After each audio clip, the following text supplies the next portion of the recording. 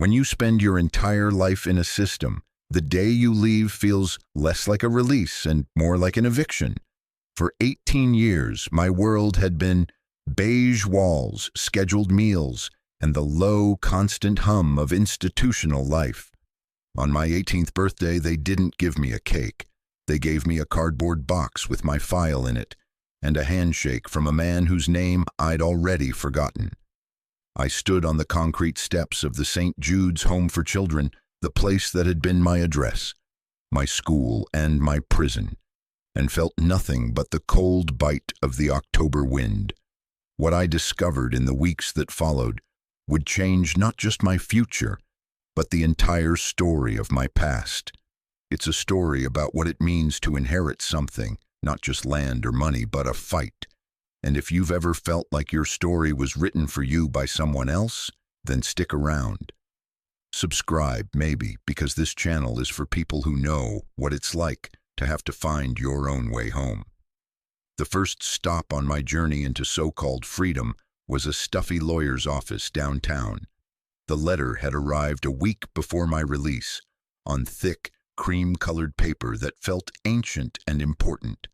It was from a law firm, Abernathy and Sons, and it requested my presence on the day of my 18th birthday. I'd assumed it was a formality, some final piece of state paperwork to sign me out of their care and into the world's indifference. I walked in expecting a 5-minute transaction. Instead, I found a man who looked as old as the leather-bound books lining his walls. Mr. Abernathy had kind, tired eyes and a gentle voice that didn't seem to belong in a room filled with so much mahogany and seriousness. He gestured for me to sit in a chair that sighed under my weight. "Leo," he began, folding his hands on the massive desk between us. "First, let me wish you a happy birthday. I know this must be a disorienting day." I just nodded. Disorienting was one word for it. I felt like an astronaut whose tether had just been cut. "I was your grandmother's lawyer," he said, and that's when the floor fell out from under me. I knew I'd had a grandmother. Her name was a faint whisper in the back of my file, a footnote in the story of my abandonment. Elara Vance. She'd surrendered me to the state when I was 2 years old. That was the only fact I had. In my mind, she was a ghost, a question mark. "My grandmother?" I heard myself say, my voice sounding thin and foreign. I thought she was gone." Mr. Abernathy gave me a sad, sympathetic smile. "She passed away 6 months ago, Leo. I'm very sorry. She was a remarkable woman, stubborn as a mule, but remarkable." He slid a thick manila envelope across the desk. My name was written on the front in a shaky but elegant script, her handwriting. "She made me promise not to contact you until you were of legal age. She didn't want the state involved in her affairs or in your inheritance." Inheritance. The word hung in the air, feeling absurd and out of place. What could a woman who gave her grandson away possibly leave him? A box of old photos? A letter of apology? I reached for the envelope, my fingers trembling slightly. Inside was a property deed, a folded map of a place called Willow Creek, and a tarnished silver key. "Your grandmother, Elara," Mr. Abernathy explained, his voice a soft, steady anchor in my swirling confusion, "owned a ranch, 100 acres, a small house, a barn. It's in the foothills, about a 4-hour bus ride from here. She left it all to you. It's yours, free and clear. The property taxes are paid up for the next year." I stared at the documents. A ranch, a house. The words felt like a foreign language. I had never owned anything that didn't fit in a single cardboard box. The idea of owning land, a building that was rooted in the earth, was so far beyond my comprehension that I almost laughed. "Why?" I asked, the only question that could form. "Why would she give it to me? She gave me away." The lawyer's expression softened. "She had her reasons, Leo. She was a very private person, and she was trying to protect you. She laid out some of her thoughts in a letter." She said you'd find it when the time was right. He tapped the envelope. She also left you this. He handed me a second, smaller envelope. Inside was $500 in crisp $20 bills and a one-way bus ticket to Willow Creek, dated for the next morning. She wanted to make sure you could get there. What you do once you arrive, that's up to you. I looked at the key in my palm. It was old, ornate, and heavy. It felt like a weapon or a promise or both. For 18 years, I had been a ward of the state, a file in a cabinet, a number on a form. I had no family, no history I could claim, no home. Now, a ghost from my past had handed me a map and a key. She had given me a place to go. The question was, what would I find when I got there? I spent that night in a cheap motel by the bus station, the $500 feeling like $1 million in my pocket. I didn't sleep. I just stared at the ceiling, the key clutched in my hand, feeling the cold weight of it. For the first time in my life, I wasn't just being moved from one box to another. I had a choice. I could take the money and disappear, start a new life in a new city, and leave the ghost of Alara Vance behind. Or I could get on that bus. I could go to Willow Creek. I could put the key in the lock and see what was on the other side of the door. As the first gray light of dawn broke through the grimy motel window, I knew what I had to do. I had to go see what kind of woman leaves her grandson a home she never let him live in. The bus ride was a long, slow transition from one world to another.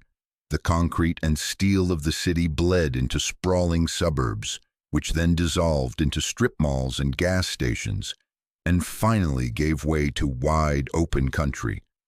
I watched the world change.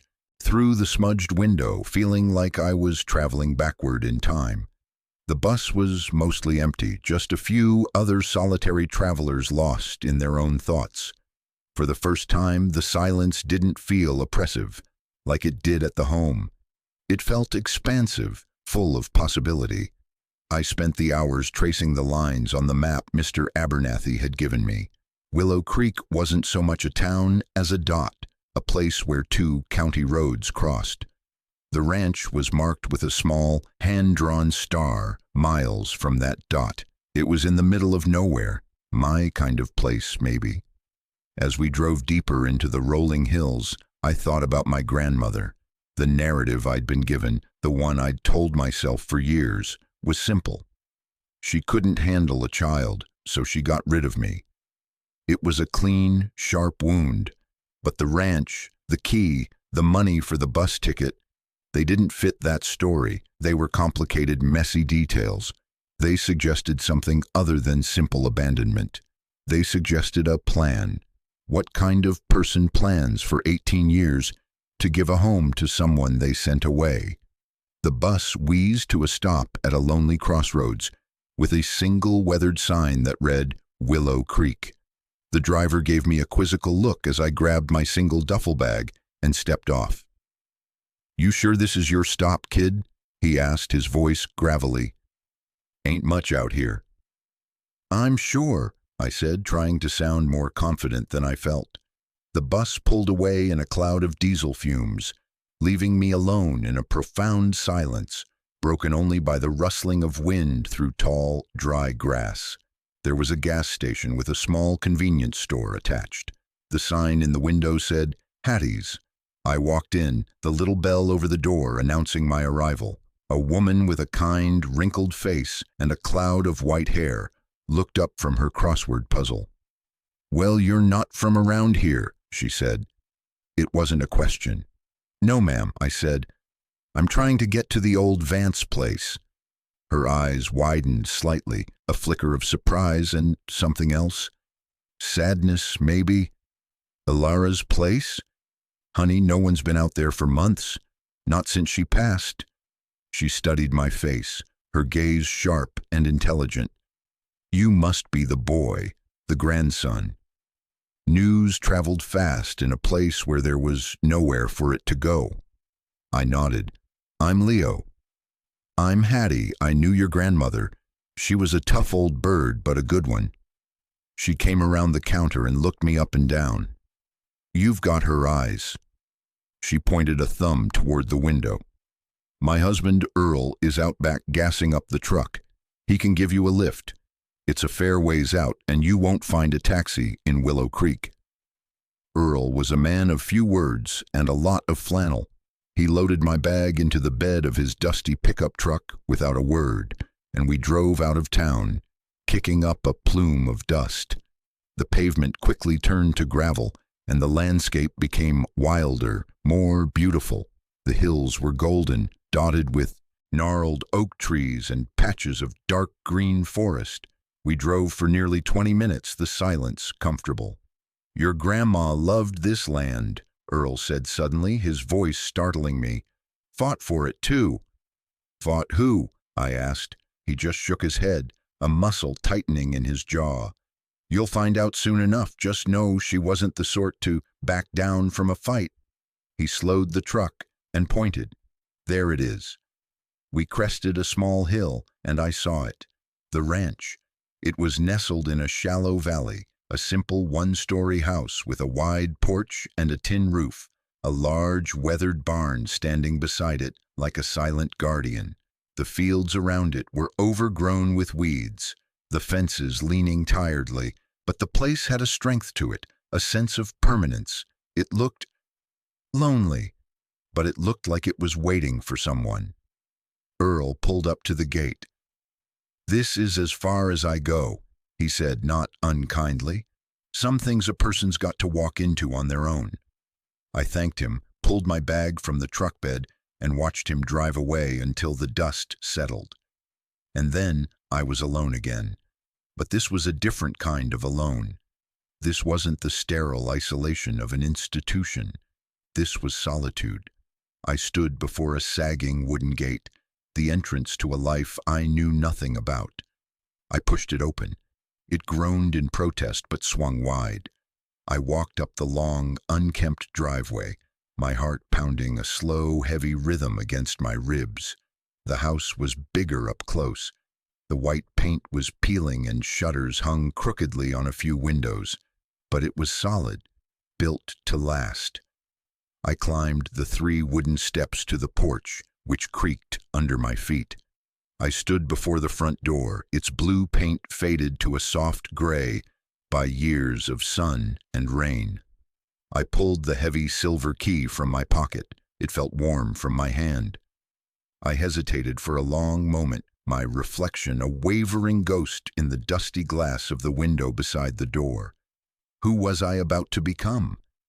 I took a deep breath, the air smelling of dry grass and distant rain, and slid the key into the lock. It turned with a satisfying metallic clunk, the sound of a beginning.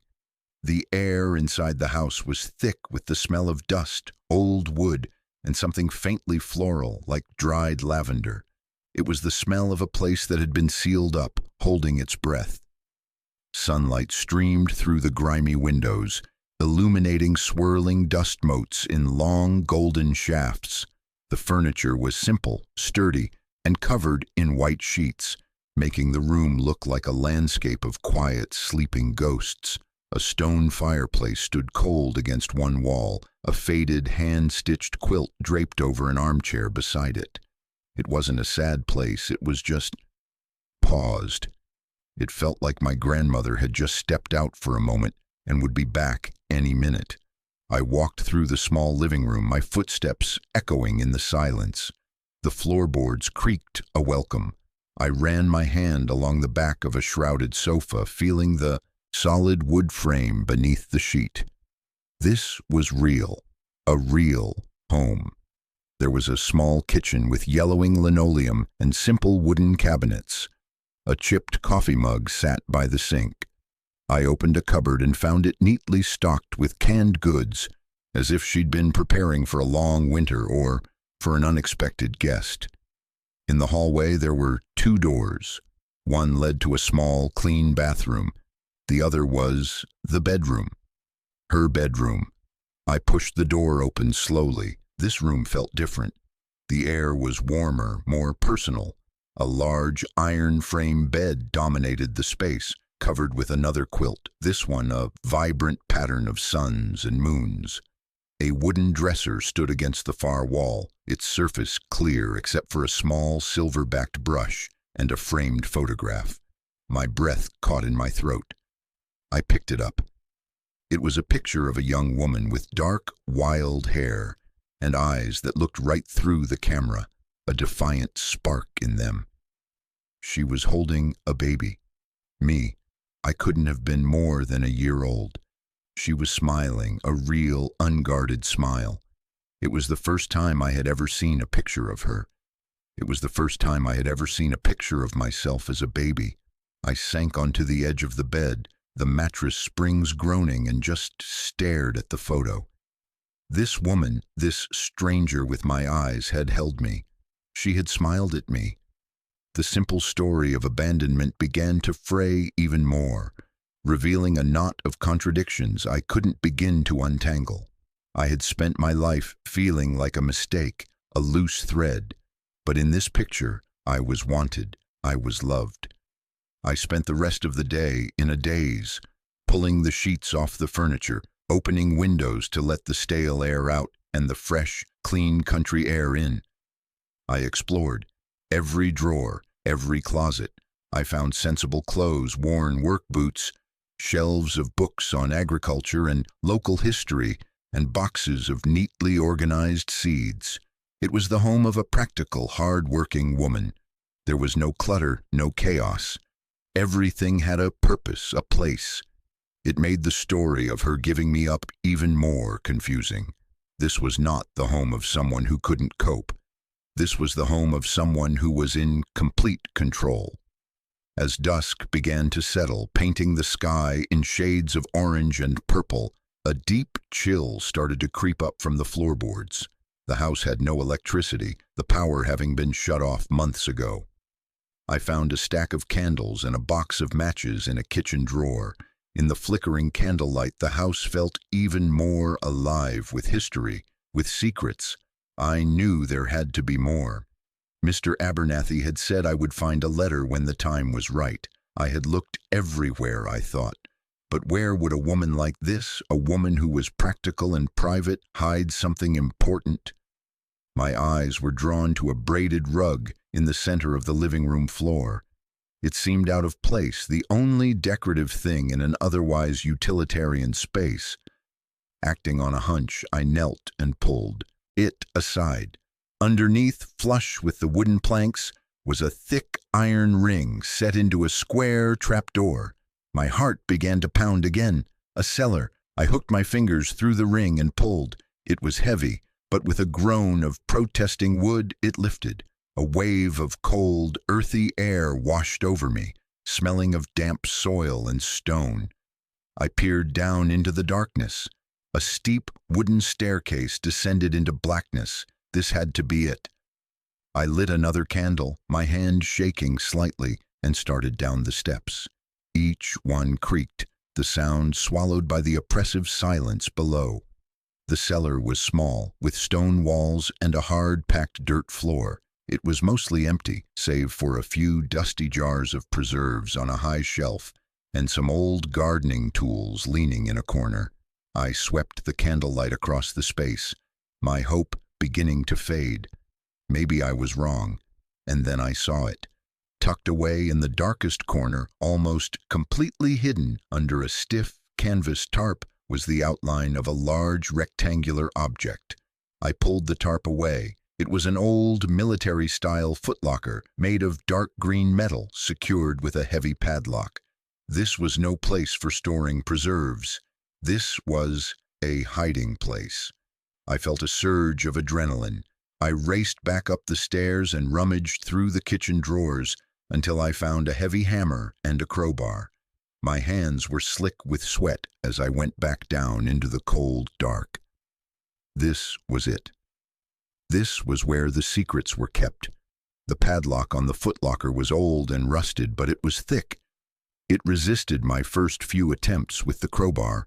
The sound of metal scraping against metal was ugly and loud, In the small, stone-walled space, I felt like a thief, a grave robber. But I had to know.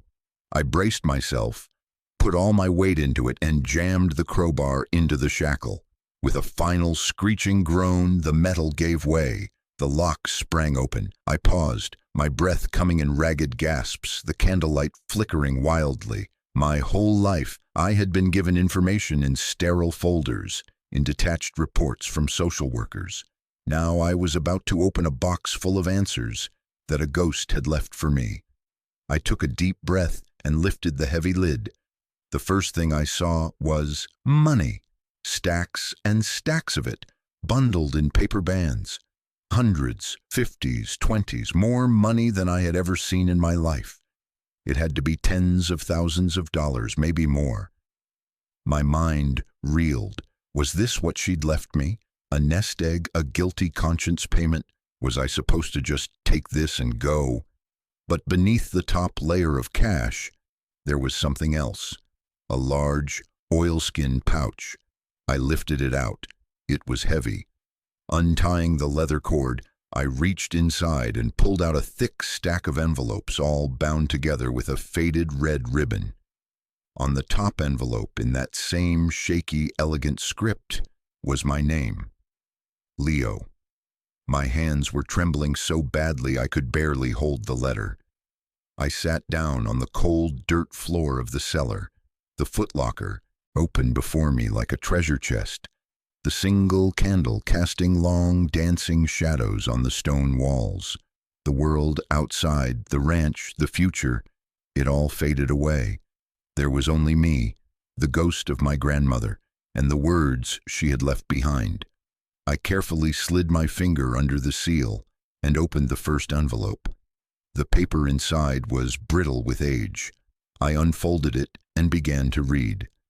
"My dearest Leo," it began, "if you are reading this, then you are a man, and I am gone from this world. I hope you found your way here without too much trouble. I hope the world has been at least a little kind to you, though I fear it has not. There is so much I have to tell you, and so little time on this paper. I imagine you have questions. I imagine you hate me. I wouldn't blame you if you did." I had to stop and take a breath. Her voice, her real voice, was on the page, and it was filled with a pain that felt as fresh as my own. I continued reading. "The money in this box is yours. Take it. Use it to start a new life, far away from here. Go to college, travel, do whatever you need to do to be happy and safe.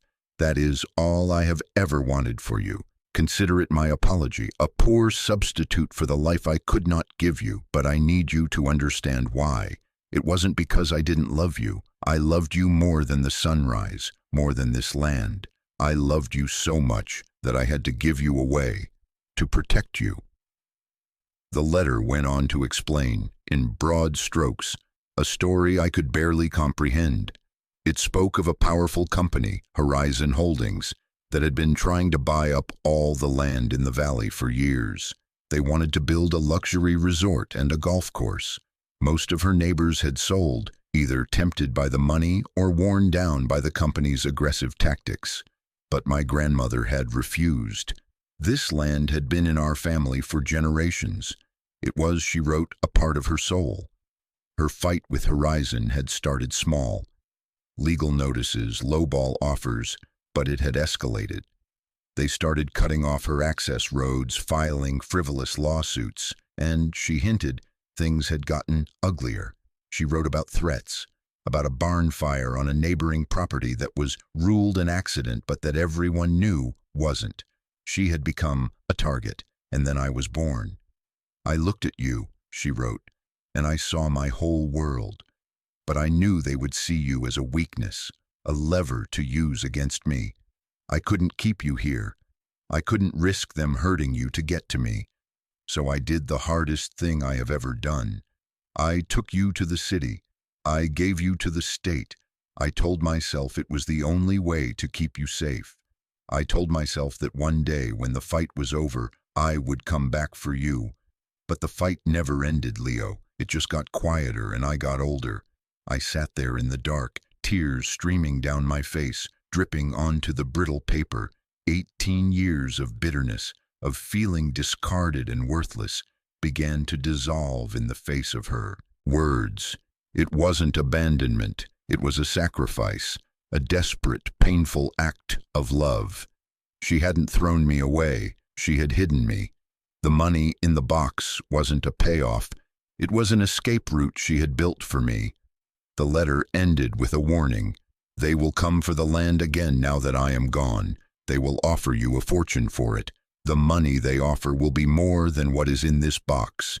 It will be enough to change your life. Perhaps you should take it. That is the safe choice. That is the choice a loving grandmother should want for her grandson. But there are other letters in this pouch, Leo. Other truths. What you do with them is up to you. You owe me nothing. This land owes you nothing. Your only duty is to yourself. Be safe. Be happy. Know that I loved you, always. Your grandmother, Ilara. I folded the letter and placed it carefully back in the envelope. I felt hollowed out, remade. The story of my life had been a lie, or not a lie, but a single page torn from a much larger book. A book filled with struggle and love and a fierce, stubborn woman fighting a lonely war. I looked at the cash, then at the thick stack of remaining envelopes.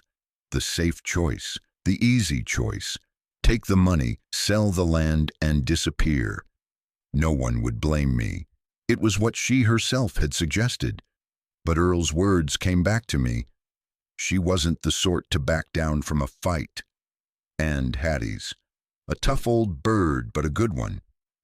I was her grandson. I had her eyes. Did I have her courage? Now, I want to pause for a second and talk to you directly. If you've made it this far into my story, thank you. It means a lot. I think we all have moments in our lives where we're presented with two paths. One is easy, well lit, and leads to a place of comfort and safety. The other is dark, uncertain, and full of obstacles, but it leads to a place of truth.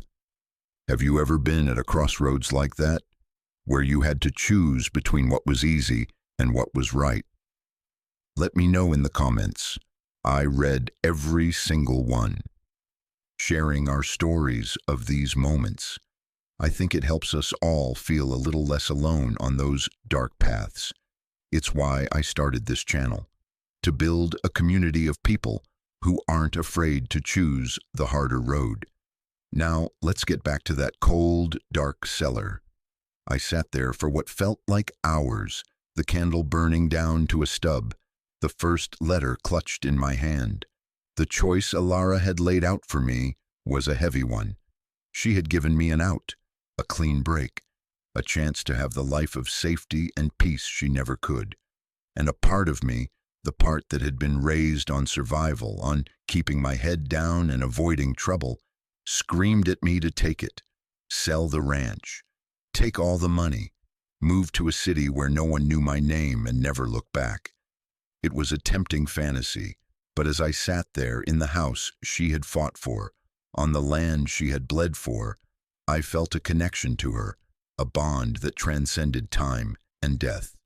Reading her words, I had finally met her, and I couldn't just walk away from her fight. It felt like a betrayal. Not of her, because she had freed me from any obligation, but a betrayal of the person I was starting to realize I wanted to be. I made a decision. I would stay, at least for a little while. I would read the rest of the letters. I would understand the full story, and then I would decide what to do. I gathered up the oilskin pouch, leaving the money in the footlocker for now.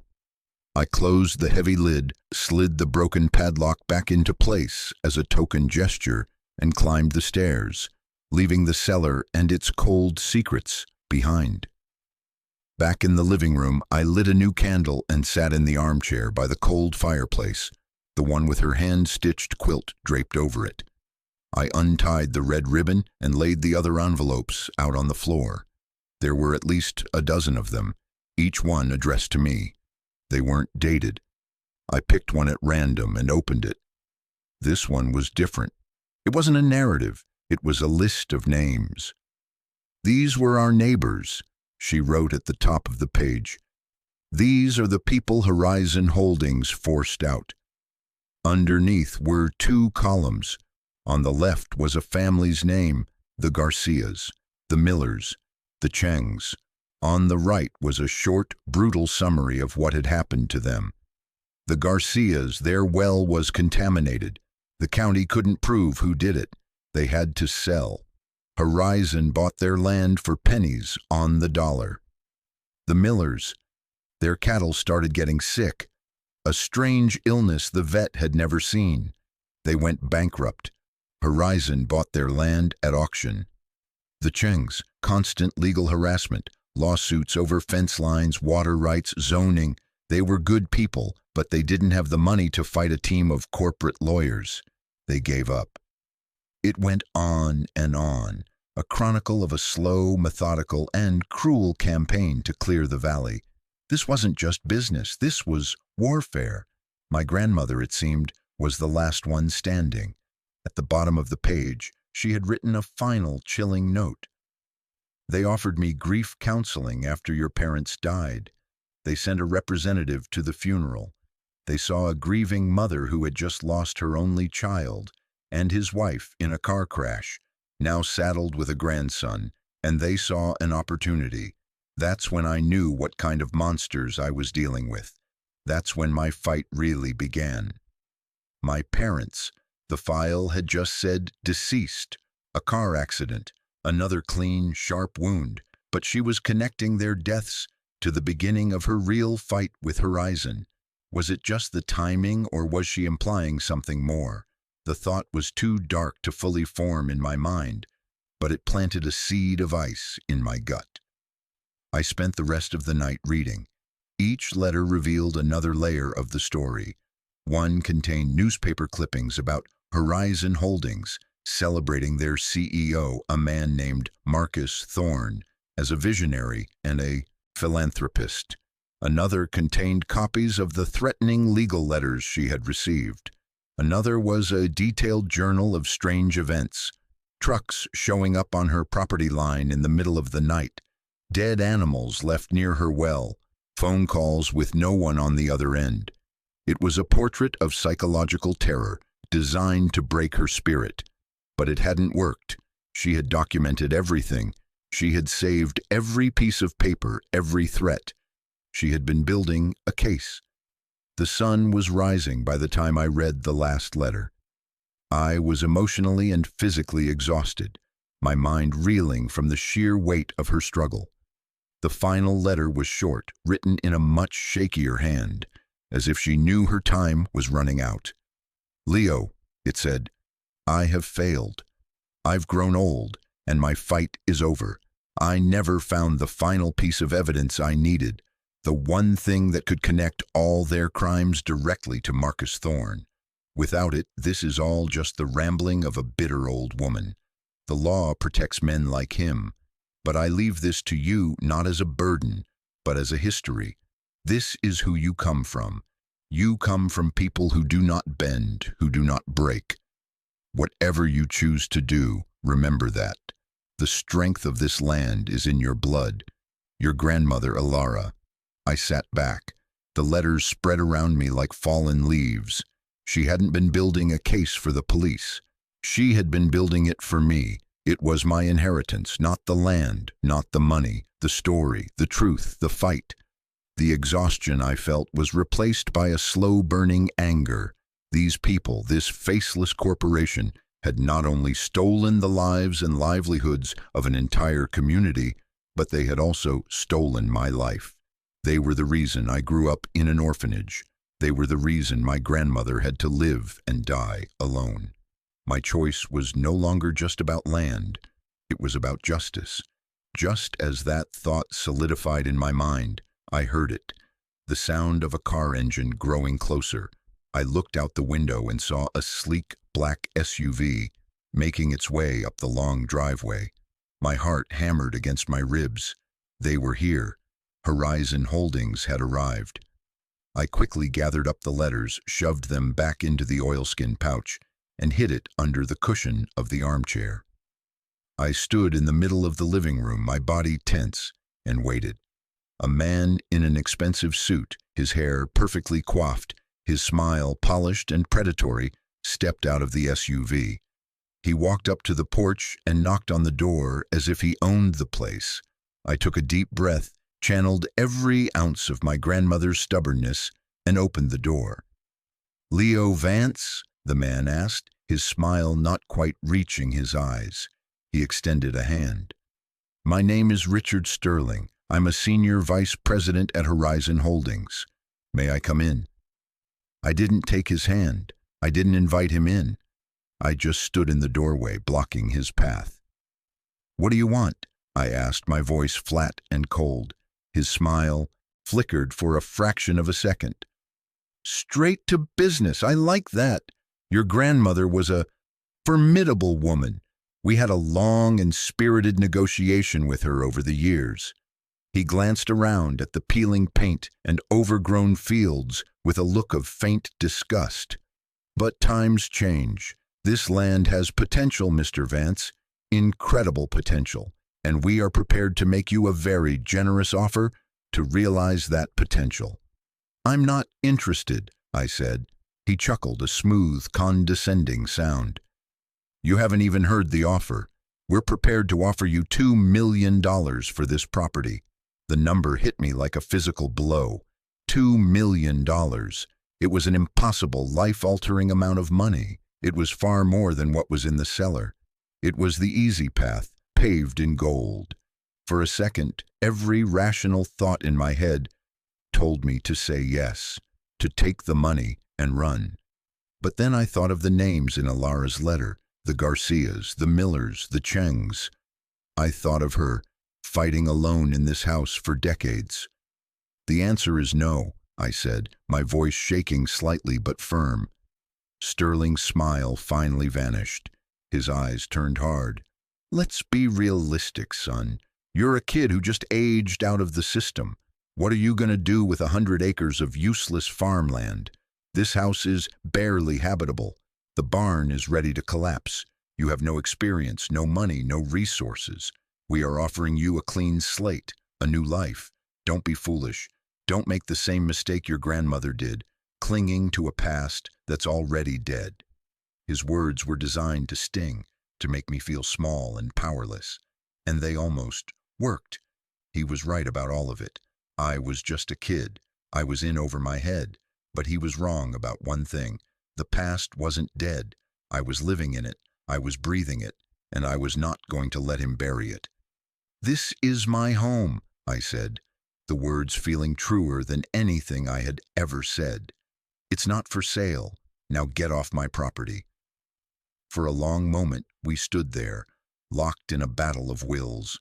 His mask of corporate politeness had slipped entirely, revealing the ugly sneer beneath. "You'll regret this," he said, his voice low and menacing. "We always get what we want. Always." He turned on his heel, walked back to his shiny SUV, and drove away, leaving a cloud of dust to settle in his wake. As I watched him go, I wasn't scared. I was furious, and I was determined. The fight wasn't over. My grandmother had passed the torch to me. I knew I couldn't do this alone. Sterling was right about that. I was outmatched. I needed help. My first thought was, Mr. Abernathy. I didn't have a phone and the power was out, so I had to walk the miles back to Hattie's gas station. When I walked in, dusty and sweating, Hattie took one look at my face and knew. "The vultures have landed, haven't they?" she said, her voice grim. "A man named Richard Sterling," I said. She snorted. "That one's a snake. Don't trust a word he says." She let me use the phone in her office. I called Mr. Abernathy's office, my heart pounding. I explained everything, my voice tumbling out in a rush, the cellar, the money, the letters, Sterling's visit, the $2 million offer. He listened patiently, a long silence on the other end of the line when I finished. "Leo," he said finally, his voice heavy. "I suspected Alara was up to something, but I had no idea it was this deep. She never told me the specifics.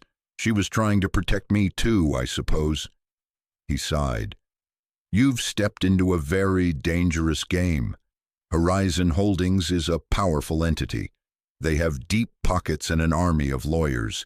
Ilara's letters are compelling, but Sterling's right. On their own, they might be dismissed as the words of an angry, grieving woman. We need something more, something concrete. Her last letter, I said, my mind racing. She said she was missing one final piece of evidence, something to connect the crimes directly to the CEO, Marcus Thorne. Then that's what we have to find, Mr. Abernathy said, a new energy in his voice. Don't do anything rash. Sit tight. I'm going to make some calls. I have a few contacts, an investigator I trust. And Leo, be careful. They're not going to just walk away. I hung up the phone, feeling a little less alone, but the weight of the task ahead was immense. I had to find a needle in a haystack. A secret my grandmother, a woman who knew this land and this house better than anyone, couldn't find in 20 years. Where would she have hidden something so important? Or where would she have looked for it? I walked back to the ranch, my mind turning over every possibility. I thought about her last letter. The strength of this land is in your blood. Was that just a turn of phrase, or was it a clue? I spent the next 2 days searching the house again, this time with a new purpose. I wasn't just exploring, I was investigating. I tapped on walls, lifted floorboards, checked every book for hidden notes. I found nothing. I moved on to the barn. It was a huge, cavernous space, filled with old, rusted farm equipment, bales of hay that had long since gone moldy, and the smell of decay. It seemed an impossible task. The place was a chaotic mess, unlike the meticulously organized house. Why was the barn so different? It was as if she had stopped caring for it at some point. Then I remembered the story of the fire on the neighbor's property. Maybe she was afraid. A barn is a tinderbox. It wouldn't be a safe place to hide anything valuable. As I stood in the middle of the dusty, cobweb-filled space, a thought struck me. I was thinking like me. I needed to think like her. She was practical, she was smart, and she was fighting a war. Where do you hide things in a war? You bury them. My eyes scanned the dirt floor of the barn. It was uneven, cluttered. It would be easy to hide something. But where to start? It was too big a space. I was about to give up when I noticed something odd. In one corner there was a stack of old, empty grain sacks. They were covered in dust and rat droppings, probably hadn't been moved in years. But underneath them the dirt seemed different. Darker, more compacted, and in a nearly perfect rectangular shape, about the size of a small box. My heart started to pound. I grabbed a rusty shovel that was leaning against the wall and cleared the sacks away. The rectangle was clearly visible now. Someone had dug here. I plunged the shovel into the dirt. It was hard-packed on the surface, but a few inches down, it loosened. I started digging, the work hard and sweaty. Dust filled the air, catching in the afternoon sunbeams slanting through the gaps in the barn walls. About 2 feet down, my shovel hit something hard with a dull thud. Not a rock, it was metal. I dropped the shovel and fell to my knees, clawing at the dirt with my bare hands. I uncovered the top of a small metal box, an old ammunition can, the kind that seals tight to keep out moisture. It was heavy. I lifted it out of the hole, my hands shaking, and brushed off the dirt. There was no lock, just a simple latch. I took a deep, shuddering breath and flipped it open. Inside, nestled in a bed of yellowed cheesecloth, was an old, leather-bound ledger, and on top of the ledger, a single, small reel of tape, the kind used in old microcassette recorders. This was it. This had to be it. Ilara's final piece of evidence. I carried the box back to the house as if it were a holy relic. I sat at the kitchen table, the ledger and the tape before me. The ledger was the key. Its pages were filled with my grandmother's neat, precise handwriting. It wasn't a journal of her feelings, it was a financial ledger, but it wasn't her finances. At the top of the first page, it read, Horizon Holdings, Willow Creek Acquisitions, Confidential Internal Accounting. My blood ran cold. This was their playbook. Page after page, detailed payments. Payments to a geological consultant right before the Garcia's well was contaminated. Payments to a logistics specialist who had a criminal record for arson dated 2 days before the Miller's barn fire. And there were payments to a shell corporation that I traced back through a series of notes Alara had made. In the margins, to a county inspector who had signed off on the flimsy lawsuits against the Chengs. It was all there. A meticulous record of bribery, sabotage, and corruption. But how did she get it? A note tucked into the back of the ledger explained. It was from a man named David, an accountant at Horizon who had a crisis of conscience. He had been feeding her information for years until he was suddenly transferred and disappeared. He had smuggled this ledger out to her just before he left. It was his confession and her proof. But the ledger, as damning as it was, still didn't directly connect the illegal activities to the top.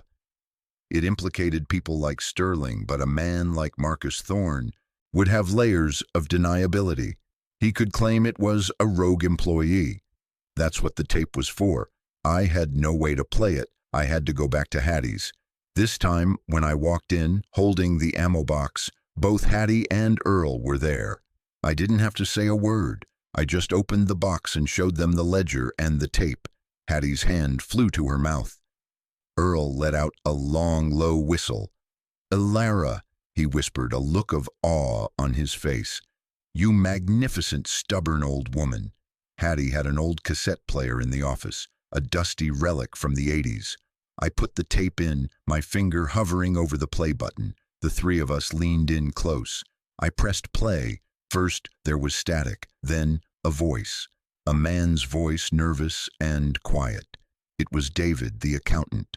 This is for Alara Vance, he said, his voice trembling. In case something happens to me, I can't live with this anymore. Then another voice joined. Smoother, more confident, colder, Richard Sterling. The conversation they were having was clearly recorded secretly. Sterling was giving David instructions, talking about applying pressure, about creating incentives for relocation.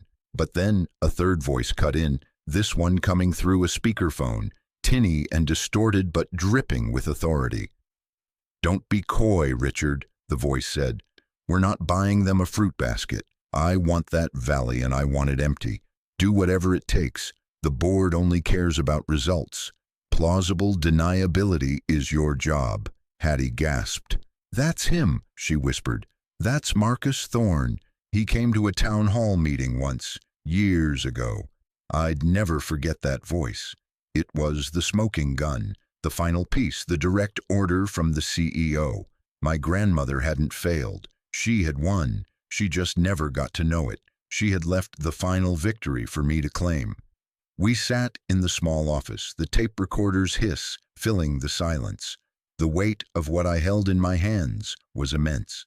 This little tape could bring down a corporate empire. It could bring justice for my grandmother and all her neighbors. But it would also paint a massive target on my back. I called Mr. Abernathy again. I told him what I had found.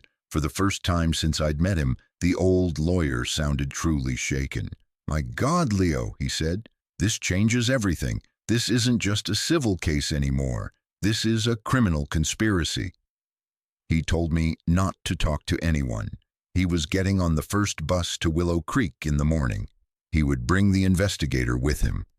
We're going to do this by the book, he said. We're going to make it stick. The next morning, as I waited on the porch for Mr. Abernathy, another car came up the driveway. Not a black SUV this time, but a dusty sedan. Richard Sterling got out, but he looked different. His suit was rumpled, his perfect hair was a mess, and his face was pale. He looked desperate. Vance, he said, his voice strained. We need to talk. I have nothing to say to you, I told him. Just listen, he pleaded. I know you found something. I don't know what, but Thorne is in a panic. He sent me to fix this.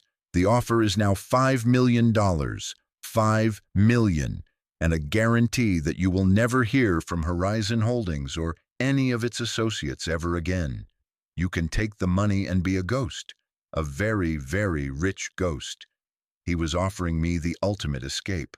More money than I could spend in a lifetime, and safety. All I had to do was hand over the box and forget everything. I thought about the orphanage, about the years of feeling like nothing, of having nothing. $5 million could erase all of that, but it would also erase my grandmother. It would erase her fight, her sacrifice. It would erase the Garcias, the Millers, the Chengs. I looked him in the eye. My grandmother's life wasn't for sale, I said, and neither is her legacy. A flicker of fear, then rage, crossed his face. You have no idea what you're doing, you stupid kid. You're making an enemy of a man who can crush you like an insect. Maybe, I said, but I won't be the one who's haunted. Just then, another car pulled up the driveway.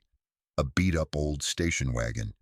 Mr. Abernathy got out, followed by a tall, stern-looking woman I assumed was the investigator. He took one look at Sterling and then at me, holding the ammo box. A slow smile spread across his face. Mr. Sterling, he said, his voice ringing with a newfound authority. I believe you're trespassing, and I think my client and I have some evidence we need to turn over to the district attorney. Sterling's face went white. Without another word, he got in his car and sped away. The battle that followed wasn't a dramatic courtroom showdown. It was a slow, grinding war of attrition, fought with depositions, injunctions, and media leaks. Mr. Abernathy was brilliant. The investigator, a woman named Maria, was relentless. The ledger and the tape were undeniable. The story broke, first in the local paper, then nationally. Marcus Thorne and Horizon Holdings were exposed. He was arrested. Sterling testified against him in exchange for a lighter sentence. Other victims came forward. A class action lawsuit was filed. It would take years for all the legal dust to settle, but the war was over. Horizon Holdings collapsed under the weight of its own corruption.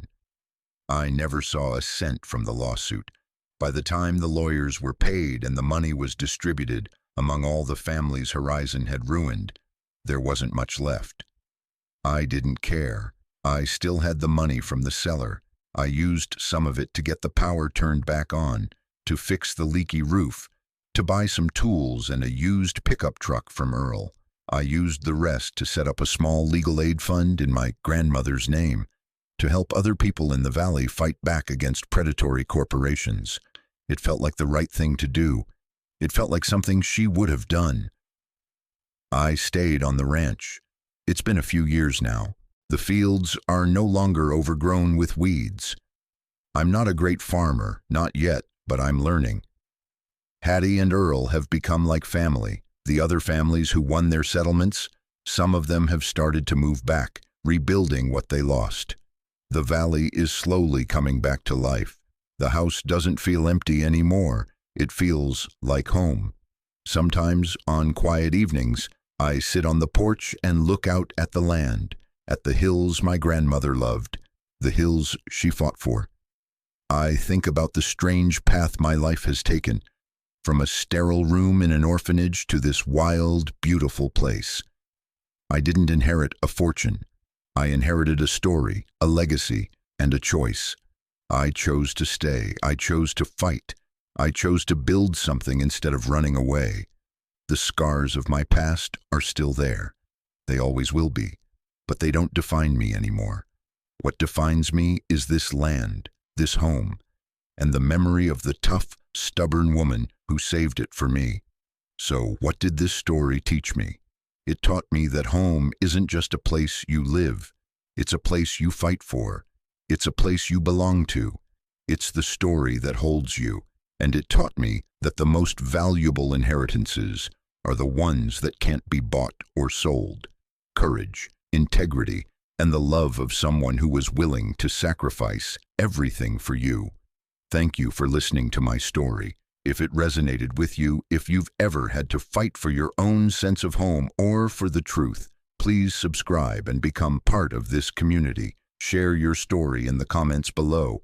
Tell me what home means to you, because every one of us has a story worth telling and a place we are trying to find our way back to. You're not alone in that search. Not anymore.